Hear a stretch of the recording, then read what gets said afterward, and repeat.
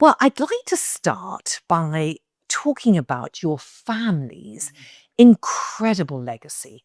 It goes way back to great, great, great, great, I'm not sure how many greats, but a lot of greats, grandfather, Maya Amschel Rothschild, who, according to records, set up financial services business in Frankfurt as early as 1769. Can you tell me Yeah. about him? This is an extraordinary story.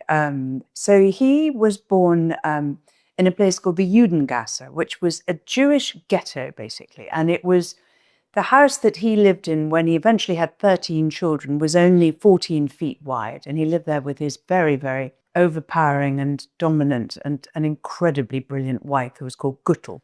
He was determined to get out of this ghetto. At nighttime, the ghetto was closed. You weren't allowed to leave.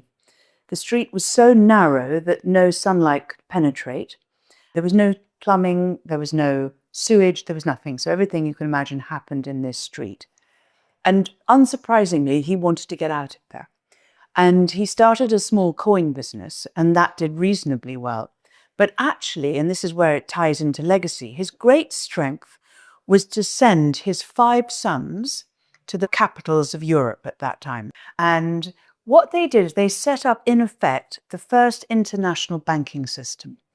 So whereas everyone used to be in separate different countries or separate cities until then, these 5 boys communicated with each other, sometimes by pigeon, and they wrote to each other in Judendeutsche, which was a kind of Yiddish German vernacular.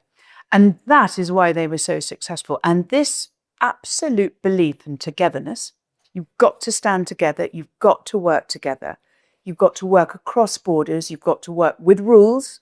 And by 1789, when the last one went, to 1815, so a very, very short period of time, it was said that no government or king would consider going to war without the Rothschilds supporting them, because that was how incredibly influential and powerful they had become.